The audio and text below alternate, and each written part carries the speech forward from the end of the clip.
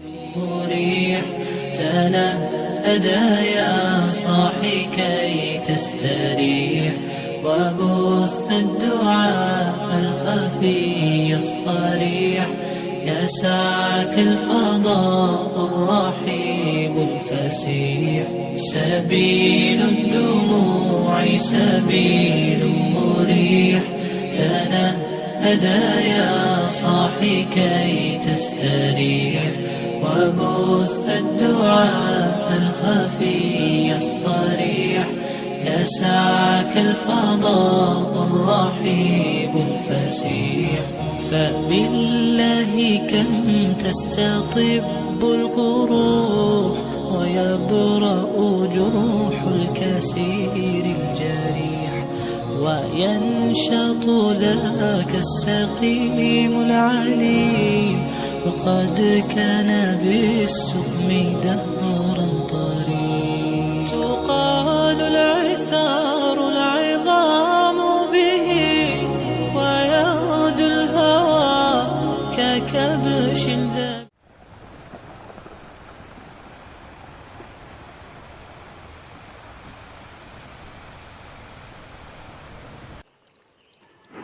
اعوذ باللہ من الشیطان الرجیم بسم اللہ الرحمن الرحیم السلام علیکم ورحمۃ اللہ وبرکاتہ. میرا نام سائمہ ملک ہے اور میں دارالعلم اسلامک انسٹیٹیوٹ کے نام سے کراچی بیسڈ ایک دینی ادارہ چلا رہی ہوں. اس کے تحت ہمارے مختلف پروگرامز اور کلاسز ہوتی ہیں، آن لائن بھی اور آن سائٹ بھی. آپ میں سے کچھ لوگ تو مجھے جانتے ہیں اور کچھ لوگوں کے لیے شاید آج یہ میری پہلی غائبانہ میٹنگ اور سیشن ہوگا. جب مجھے کہا گیا کہ آپ لوگوں کی اس طرح سے دعوت ہے اور اس سیشن میں ہم چاہتے ہیں کہ کچھ اس کو اپنے لیے ذخیرہ آخرت کا ذریعہ بنایا جائے اور اس میں ہم اللہ کا ذکر اور درود شریف کو شامل کریں. ویسے بھی ربیع الاول کا مہینہ قریب ہے اور درود شریف کی برکات سے ہم سب واقف ہیں. عزیزات، نبی علیہ السلام کی محبت ہر مسلمان کے دل میں ہوتی ہے اور نبی علیہ السلام کے ساتھ تعلق پیدا کرنے کے لیے سب سے بڑا جو وسیلہ ہمارے ہاتھ میں ہے وہ درود شریف ہے. اس لیے ہم اپنی آج کی اس مجلس کو درود شریف سے شروع کرتے ہیں. اللہم صلی علی سیدنا محمد وعلی آل سیدنا محمد وبارک وسلم علیہ. درود شریف جب انسان پڑھتا ہے تو نبی علیہ السلام کی بارگاہ میں اس کا درود شریف اس کے اور اس کے والدین کے نام کے ساتھ پیش کیا جاتا ہے اور قیامت والے دن نبی علیہ السلام اپنے اوپر درود شریف پڑھنے والے لوگوں کو پہچانتے ہوں گے، اگرچہ کبھی ہماری ان سے ملاقات نہیں ہوئی.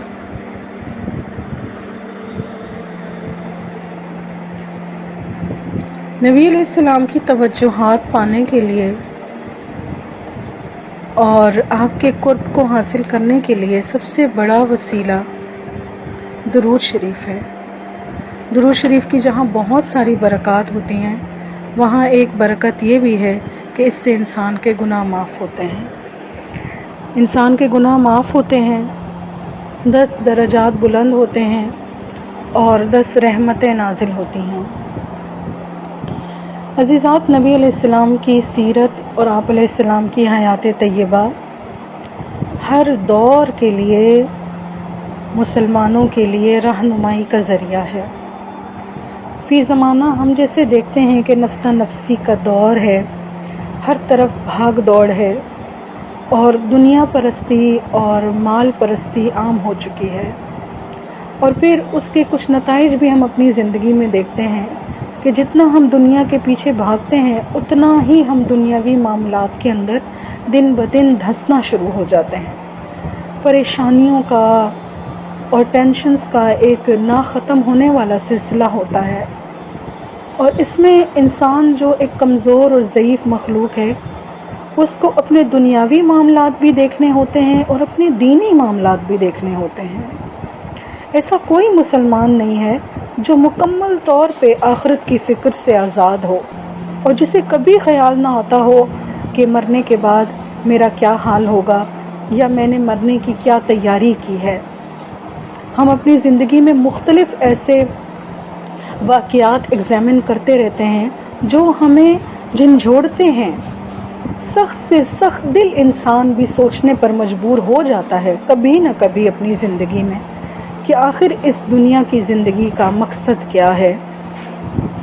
ہماری اپنی ہی اولادیں، ہمارے اپنے وہ لوگ جن کے لیے ہم اپنی زندگیاں وقف کرتے ہیں، جن کے لیے ہم اتنی مشقتیں اٹھاتے ہیں، ان کے ہاتھوں بھی ہمیں بسا اوقات دکھ دیکھنے پڑتے ہیں۔ اب یہ انسان جب اتنی ولنریبل اسٹیج میں کہ دنیاوی معاملات میں بھی پھنسا ہوا ہے اور ساتھ میں آخرت کی تیاری جو کہ ایک عظیم الشان مرحلہ ہے وہ بھی اس کو درپیش ہے، تو شریعت نے ہمیں کیا سکھایا اور سیرت النبی صلی اللہ علیہ وآلہ وسلم کے اندر ہمیں کون سے ایسے آسان راستے، ایسے آسان اعمال سکھائے گئے کہ جن کو پڑھ کر، جن کو معمول بنا کر ہم بہت آسانی سے اپنے گناہوں کو بھی بخشوا سکتے ہیں اور اللہ تعالیٰ کا قرب بھی حاصل کر سکتے ہیں۔ انہی اذکار اور دعاؤں میں سے ایک ذکر آج ہم کریں گے۔ عزیزات، آپ جس مجلس میں آج جمع ہوئی ہیں، اس مجلس کو بہت زیادہ بابرکت بنا دے گا ہمارا یہ سیشن، کیونکہ مسلمان کی کوئی بھی مجلس ایسی نہیں ہونی چاہیے کہ جس میں اللہ کا اور اللہ کے رسول صلی اللہ علیہ وآلہ وسلم کا ذکر نہ ہو، رسول اللہ صلی اللہ علیہ وسلم پر درود شریف نہ پڑھا جائے، اللہ کی یاد نہ ہو۔ اگر کسی کی مجلس ایسی مجلس ہوئی ہوگی تو قیامت والے دن وہ مجلس اس کے اوپر وبال بن جائے گی اور اس مجلس کا اس کو حساب دینا پڑے گا۔ اس لیے آج ہم سب ایک گھر میں جمع ہوئے ہیں، اس گھر کے اندر درود شریف کی برکات، اللہ تعالیٰ کے ذکر کے انوارات کو زیادہ سے زیادہ جمع کرنے کے لیے ہم خوب توجہ کے ساتھ ایک خاص دعا سیکھیں گے اور اس کو اپنی زندگی کے اندر شامل کریں گے تاکہ ہم سے ہمارے معمولات کے اندر جو کمی کوتاہی ہوتی رہتی ہے اس کی معافی تلافی اللہ پاک سے ہوتی رہے اور ہم ایسے آسان کلمات پڑھنے کی عادت ڈال لیں، بلا شبہ ہم لیٹے لیٹے اپنے بستر پر ہی یہ کلمات دہرا لیں تاکہ ہماری معافی ہوتی رہے۔ یاد رکھیے گا، شیطان ہمارا دشمن ہے اور شیطان نے ہمارے دلوں میں یہ بات بٹھا دی ہے کہ اگر ہم اللہ کی طرف چلیں گے تو یہ راستہ بڑا مشکل ہے، ہمیں مشکل عبادتیں کرنی پڑیں گی، ہماری آزادیاں ہم سے چھن جائیں گی، ہمارے اوپر پابندیاں لگ جائیں گی۔ ایسا نہیں ہے، ہمارا دین بہت آسان ہے، ہمارا دین رحمتوں والا دین ہے۔ بندہ اگر اتنے گناہ کر کے لائے کہ زمین اور آسمان کی فضا ان گناہوں سے بھر جائے، تب بھی اگر وہ ایک بار سچے دل سے اللہ سے معافی مانگے، اللہ تعالیٰ اس کے گناہ معاف کر دیتا ہے۔ شیطان ہمیں اللہ سے دور کرتا رہتا ہے یہی باتیں کہہ کر اور ہمیں اللہ سے مایوس کر کے کہ میں تو اتنا گناہ گار ہوں، میری تو کبھی بخشش ہوگی ہی نہیں، یا میں تو اگر اللہ کی طرف آؤں گی تو مجھے تو اپنی پورا جو لائف سٹائل ہے سارا چینج کرنا پڑے گا۔ ایسا نہیں ہے، something is better than nothing۔ ہم all in all people بننے کے چکر میں جو آسان نیکیاں ہم کر سکتے ہیں ہم وہ بھی نہیں کرتے۔ ہم کہتے ہیں all اور none، یا تو سارا کا سارا کرو یا پھر کچھ بھی نہ کرو۔ یہ فلسفہ ہمیں محروم کر دیتا ہے وہ آسان نیکیوں سے جو کہ بہت ایزیلی ایکوائر کی جا سکتی ہیں اور جن کا قیامت والے دن بہت بڑا درجہ ہے۔ انہی چیزوں کے اندر کچھ ایسے کلمات ہیں جو نبی علیہ السلام نے ہمیں سکھائے ہیں، جو کہ گولڈن ورڈز ہیں، جو گولڈن جملے ہیں کہ جن کو پڑھنے سے اللہ تعالیٰ کی معرفت بھی حاصل ہوتی ہے، اللہ تعالیٰ سے تعلق بھی بنتا ہے اور انسان کے گناہ بھی معاف ہوتے ہیں۔ انہی کلمات میں سے ایک استغفار ہے، حضرت خضر علیہ السلام کا استغفار۔ حضرت خضر علیہ السلام کو ہم میں سے اکثر لوگ جانتے ہوں گے، اللہ تعالیٰ کے جلیل القدر نبی تھے، جن کا ذکر سورۃ الکہف کے اندر بھی آیا ہے، جن کو اللہ تعالیٰ نے کچھ خصوصی علوم عطا فرمائے تھے، اور موسیٰ علیہ السلام ان کی شاگردی میں ان سے علم حاصل کرنے کے لیے انہوں نے سفر بھی کیا تھا۔ تو حضرت خضر علیہ السلام کا استغفار ہے۔ میں حدیث شریف شروع کرتی ہوں اور ساتھ ہی ساتھ ان کلمات کا ترجمہ اور تشریح بھی کرتی جاؤں گی، اور آپ سب سے یہ چاہوں گی کہ آپ سب بھی میرے ساتھ ان کلمات کو پڑھیے گا اور ان کو سوچیے گا۔ اللہ تعالی ہم سے قبول فرمائے۔ حضرت عبداللہ بن عمر رضی اللہ تعالی عنہ سے روایت ہے کہ رسول اللہ صلی اللہ علیہ وسلم ہم لوگوں سے اکثر فرمایا کرتے تھے، اے میرے ساتھیو، تمہارے لیے کیا چیز اس سے مانع ہو سکتی ہے کہ چند آسان کلموں کے ذریعے اپنے گناہوں کی صفائی کر لیا کرو۔ عرض کیا گیا، یا رسول اللہ وہ کون سے کلمے ہیں؟ آپ صلی اللہ علیہ وسلم نے فرمایا، وہ کہا کرو جو میرے بھائی خضر کہا کرتے تھے۔ اب یہاں غور فرمائیے، نبی علیہ السلام نے کیا ارشاد فرمایا کہ تمہیں کون سی چیز روکتی ہے؟ یعنی یہ آسان کلمات، نہ تو اس میں کوئی مال خرچ ہوتا ہے، نہ ہی انسان کا بدن تھکتا ہے، نہ ہی کوئی مشقت آتی ہے۔ انسان کسی بھی جگہ بیٹھے بیٹھے، اپنے نرم بستروں پر لیٹے لیٹے یا بازار میں چلتے چلتے یہ کلمات پڑھ سکتا ہے۔ ساری بات ہے ذہن کی، کہ ہمارا ذہن بنا ہوا ہو، ہمارا ذہن اس طرف متوجہ ہو۔ اور ایسا دنیا میں کون سا انسان ہے جو یہ دعویٰ کر سکتا ہے کہ اس سے کبھی گناہ نہیں ہوا یا وہ موت سے بے خوف ہے؟ ایسا کون سا انسان ہے؟ کوئی مسلمان تو کبھی بھی موت سے اور مرنے کے بعد کے اپنے معاملات سے بے خوف نہیں ہو سکتا۔ مسلمان سستی کر سکتا ہے، مسلمان خواہشات کی وجہ سے، شیطان کے بہکاوے کی وجہ سے گناہگار ہو سکتا ہے، لیکن استغفار سے بے نیاز نہیں ہو سکتا۔ تو نبی علیہ السلام نے فرمایا کہ اس سے آسان کون سی چیز ہو سکتی ہے، اور کیا رکاوٹ ہے تم یہ کلمات کیوں نہیں پڑھتے کہ یہ کلمات پڑھ کے اپنے گناہوں کی صفائی کر لیا کرو۔ عرض کیا گیا، یا رسول اللہ صلی اللہ علیہ وسلم وہ کون سے کلمے ہیں؟ تو آپ علیہ السلام نے فرمایا، وہ کلمات جو میرے بھائی خضر علیہ السلام پڑھا کرتے تھے۔ عرض کیا گیا، یا رسول اللہ وہ کیا کہا کرتے تھے؟ فرمایا، وہ کہا کرتے تھے، اللہم انی استغفرک، اے اللہ میں تجھ سے معافی اور بخشش چاہتا ہوں، لما تبت الیک،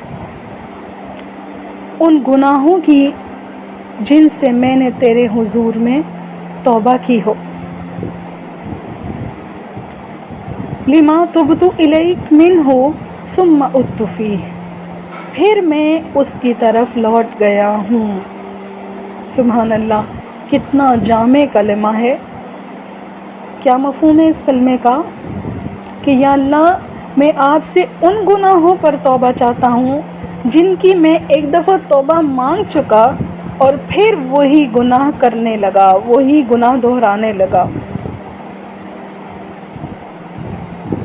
اللہ اکبر۔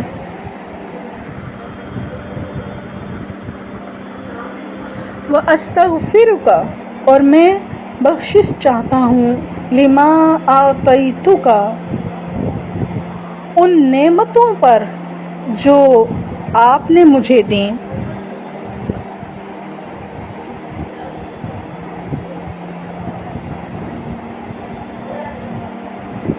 جن سے طاقت اور قوت حاصل کر کے میں نے تیری نافرمانیاں کی ہوں۔ لما اعطیتک من نفسی ثم لم اوف لک، اور میں معافی چاہتا ہوں اس عہد و پیما کی جو میں نے آپ سے کیا اور پھر اس کو پورا نہیں کر سکا۔ کبھی کبھی ایسا ہوتا ہے، انسان کے اوپر کوئی خاص حال ہوتا ہے، کوئی خاص وقت ہوتا ہے، کوئی تنگی، کوئی پریشانی، کوئی دکھ ایسا ہوتا ہے جس میں انسان اللہ تعالیٰ سے سچا وعدہ کر لیتا ہے، یا اللہ میں آج کے بعد آپ کی نافرمانی نہیں کروں گا، میں 5 وقت کی نمازیں پڑھوں گی، میں سچی توبہ کرتی ہوں، میں آپ کی اطاعت کروں گی. لیکن پھر جب حالات نارمل ہوتے ہیں انسان پھر جاتا ہے، اور انسان بھول جاتا ہے کہ اس نے کبھی اللہ سے کوئی وعدہ کیا تھا، کوئی کمٹمنٹ کی تھی. تو بالکل جس طریقے سے انسانی تعلقات کے اندر ہم یہ دیکھتے ہیں کہ جس تعلق کو ہم نیگلیکٹ کرنا شروع کر دیں، جس تعلق کو ہم وقت دینا چھوڑ دیں، آہستہ آہستہ وہ تعلق کتنا کمزور ہو جاتا ہے، اور وقت کے ساتھ مختلف قسم کی غلط فہمیاں، گلے، شکوے، ناراضگیاں دلوں میں آنے لگ جاتی ہیں. بالکل اسی طرح سے اگر ہم نے دنیا میں اللہ تعالیٰ کو چھوڑا اور اللہ تعالیٰ کے ساتھ کیے گئے وعدے ہم توڑتے رہے اور کبھی اس پر ریپینٹ بھی نہیں کیا، کبھی اللہ کی طرف دوبارہ رجوع بھی نہیں کیا، اور اس کو ایسے چھوڑ دیا گویا کہ ہم نے کبھی کسی سے کوئی وعدہ کیا ہی نہیں تھا، تو مرنے کے بعد اللہ تعالیٰ سے ہمارا جو سامنا ہوگا وہ ایسا سامنا ہوگا جیسے مجرمانہ حاضری ہوتی ہے. اس کو ہم بالکل اسی طرح سے امیجن کر سکتے ہیں. ہماری کوئی دوست ہو جو ہم سے بہت پیار کرتی ہو، ہمیشہ ہمیں نوازتی رہتی ہو، ہماری عزت اور اکرام کرتی ہو، ہمیں ہدیے دیتی ہو، ہمیں تحفے دیتی ہو، بڑی بڑی بلیسنگز ہمیں دیتی ہو، لیکن ہم ہر دفعہ اس کا دل دکھائیں، اسے اگنور کریں، اس سے جو وعدے کریں، جو کمٹمنٹس کریں وہ توڑ دیں، وہ ہمیں ہمارے گھر بلائے ہم نہ جائیں، ہم اس کی کوئی پرواہ نہ کریں کسی چیز کی، اور ہم اپنی ہی زندگی میں مگن ہو جائیں، لیکن اس کے دیے ہوئے تحفے ہم کھائیں، پئیں، انجوائے کریں، لیکن اس کو ٹائم نہ دیں، اس کو بھلا دیں. پھر اچانک سے کسی دن کسی شاپنگ مال میں چلتے چلتے یا کسی کے گھر میں اچانک سے وہ دوست ہمارے سامنے آ جائے اور ہم اس کو دیکھیں تو ہم کتنا امبیرس فیل کریں گے، ہم کتنے شرمندہ ہو جائیں گے. بالکل اسی طرح سے عزیزات، موت کا کوئی پتہ نہیں ہے، کسی بھی وقت آ سکتی ہے. اچانک سے اگر ہماری موت آ گئی اور ہمارا اللہ کے ساتھ ایسا معاملہ ہوا تو ہم اللہ کا سامنا کرتے ہوئے کتنے امبیرس ہو جائیں گے، کتنے شرمندہ ہو جائیں گے. اسی لیے ہمیں یہ کلمات سکھائے گئے کہ ہم مرنے سے پہلے ہی اللہ تعالیٰ سے ان گناہوں پر معافی مانگے جو خود ہم نے عہد کیے لیکن پھر توڑ دیے. وَأَسْتَغْفِرُكَ، اور میں آپ سے بخشش چاہتا ہوں، لِلنِّعَمِ الَّتِي أَنْعَمْتَ بِهَا، ان نعمتوں کے استعمال پر جو آپ نے مجھے دیں، علیہ، جو آپ نے مجھ پر کیں، فَتَقَوَّيْتُ بِهَا، پھر مجھے اس کی وجہ سے تقویت بخشی، طاقت اور قوت بخشی. ہم سب کی زندگیوں میں ایسا ہوتا ہے کہ کبھی تنگی ہوتی ہے، ہم اللہ تعالیٰ سے کوئی خاص نعمت مانگتے ہیں. مثال کے طور پہ گرمی بہت ہے، ہمارے گھر میں جنریٹر نہیں ہے یا اے سی نہیں ہے، جس کی وجہ سے ہم رات بھر ڈسٹربس ہوتے ہیں اور صبح فجر کی نماز کے لیے بھی ہمیں مشکل ہوتی ہے. پھر ہم اللہ سے دعا مانگتے ہیں، یا اللہ اس پریشانی کو دور فرمائیے تاکہ ہماری نیند پوری ہو اور ہم اٹھ کے آپ کی عبادت کر سکیں، ہم نماز پڑھ سکیں. پھر اللہ تعالیٰ وہ نعمت ہمیں عطا کر دیتے ہیں، ہمارے گھر میں اے سی آ جاتا ہے، جنریٹر آ جاتا ہے، نرم بستر آ جاتے ہیں. لیکن ان نعمتوں کے آ جانے کے بعد بھی ہم اللہ تعالیٰ کی نافرمانیاں نہیں چھوڑتے. ہم ان نعمتوں کو اللہ کی اطاعت میں استعمال کرنے کے بجائے اس کی ناراضگی میں استعمال کر رہے ہوتے ہیں. ہر بندے کا حال مختلف ہے. ہو سکتا ہے کسی نے اللہ سے بہت دل سے کبھی اولاد مانگی ہو، کسی نے اللہ سے روزی رزق مانگا ہو، کسی نے اللہ سے کسی جھگڑالو رشتہ دار سے عافیت مانگی ہو، سب کی اپنی اپنی کہانی ہے، لیکن جب وہ عافیت بھی ہمیں مل جاتی ہے، فراغت بھی ہمیں مل جاتی ہے، تو ہم اللہ کی عبادت میں آنے کے بجائے نئے کسی چکر میں پڑ جاتے ہیں۔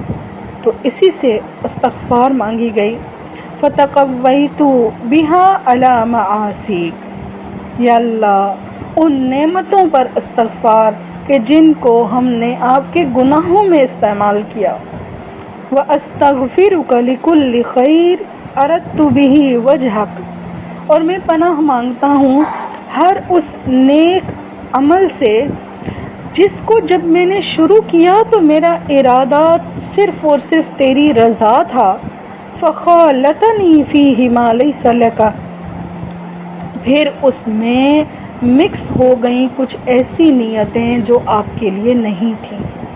اکثر اوقات ایسا ہوتا ہے کہ انسان جب کوئی نیک عمل شروع کرتا ہے تو شروع میں تو اس کی نیت خالص اللہ ہی کی ہوتی ہے، لیکن جیسے جیسے وقت گزرتا جاتا ہے اس کے اندر کچھ اور نیتیں داخل ہو جاتی ہیں، اور یہ اکثر لوگوں کے ساتھ ہوتا ہے۔ مثال کے طور پہ کسی نے نماز شروع کی، کسی نے قرآن شروع کیا، شروع میں یہ عمل خالص اللہ کے لیے تھا، لیکن جیسے جیسے آگے بڑھتا گیا تو اس کے اندر ریاکاری آ گئی، تکبر آ گیا، اور اغراض آ گئے، وہ دوسروں پر اپنا تقویٰ جھاڑنے لگا، بہت ساری چیزیں شامل ہو جاتی ہیں۔ تو ان نیکیوں پر بھی استغفار کہ جن سے صرف اللہ کی رضا مقصود ہوتی ہے، مگر ہماری نیتوں میں دیگر چیزیں آ گئیں۔ اللہم لا تخزنی، اے میرے اللہ مجھے رسوا نہ کرنا، فإنک بی عالم، تو کیونکہ بے شک آپ مجھے جانتے ہیں، خوب جانتے ہیں، آپ سے میرا کوئی راز ڈھکا چھپا نہیں ہے، ولا تعذبنی، اور مجھے عذاب نہ دیجیے گا، فإنک علی قادر، کہ بے شک آپ میرے اوپر قادر ہیں۔ یہ کلمات کتنے جامع ہیں۔ ایک انسان جب اپنے منہ سے یہ اعتراف کرے اللہ کے آگے تو اس کا تکبر ٹوٹتا ہے، اللہ تعالیٰ کے ساتھ اس کا جو بندگی کا تعلق ہے اس کی تجدید ہوتی ہے، کیونکہ ایوری ٹائم جب ہم نماز کو اگنور کرتے ہیں اور نماز کی طرف نہیں آتے تو گویا ہم کیا دکھا رہے ہوتے ہیں کہ ہم بے نیاز ہیں، ہمیں کوئی خوف نہیں کہ کوئی ہمیں پکڑ سکتا ہے، کوئی ہمیں عذاب دے سکتا ہے، کوئی ہمیں سزا دے سکتا ہے۔ تو جب ہم یہ کلمات کہہ لیتے ہیں تو ہمارا تجدید عہد بندگی ہو جاتا ہے کہ یا اللہ ایسا نہیں ہے کہ ہم آپ سے بے خوف ہو گئے، ہم نے اپنی سستیوں کی وجہ سے آپ کی عبادت میں کمی کی، لیکن یا اللہ ہم جانتے ہیں آپ ہمارے اوپر قادر ہیں، آپ جب چاہیں اپنی یہ نعمتیں واپس لے سکتے ہیں، آپ جب چاہیں میری سانسوں کو روک سکتے ہیں، آپ جب چاہیں میرے دل کی دھڑکن کو بند کر سکتے ہیں، آپ جب چاہیں میری اس زندگی کو ختم کر سکتے ہیں، آپ میرے اوپر قادر ہیں۔ یا اللہ آپ ہمارا پردہ رکھیے گا، آپ ہمیں عذاب نہ دیجیے گا، آپ ہمیں معاف کیجیے گا، ہم اگرچہ گناہ گار ہیں لیکن آپ کے آگے عاجزی سے استغفار کے طالب ہے۔ یہ استغفار اللہ کو اتنی پسند ہے کہ بندہ جب سچے دل سے استغفار کر لیتا ہے تو اللہ تعالیٰ اس کے سارے گناہ معاف کر دیتے ہیں۔ اللہ تعالیٰ اس مجلس کی برکت سے میرے اور آپ کے تمام صغیرہ کبیرہ گناہوں کو معاف فرمائے، جن گناہوں کا ذکر اس سیشن میں ہوا اور جن کا نہیں ہوا، جن کو ہم نے ڈسکس کیا اور جو ڈسکس ہونے سے رہ گئے، جن کو خود ہم بھی نہیں جانتے مگر اللہ ان گناہوں کی وجہ سے ہم سے ناراض ہے۔ اللہ کی نظر میں وہ نافرمانیاں، وہ گناہ موجود ہیں، ان تمام گناہوں سے جو ہم نے چھپ کر کیے، جو ہم نے کھلم کھلا کیے، ہم تمام گناہوں سے اللہ سے معافی اور استغفار چاہتے ہیں۔ یا اللہ اس مجلس سے ہمیں اس حال میں اٹھائیے گا کہ ہمارے تمام صغیرہ کبیرہ گناہ معاف ہو چکے ہوں، آمین ثم آمین۔ آپ بھی اگر دین کا علم حاصل کرنا چاہتے ہیں تو آپ بھی ہمارے واٹس ایپ گروپس میں شامل ہو کر مختلف احادیث، دعائیں، قرآن پاک کی تفسیر اور دیگر بیانات اٹینڈ کر سکتے ہیں۔ ہمارے گروپس میں شامل ہونے کے لیے نورین باجی سے رابطہ فرمائیں، وہ آپ کو تمام متعلقہ معلومات دے دیں گی۔ السلام علیکم ورحمۃ اللہ وبرکاتہ۔ تنهدى يا صاحي كي تستريح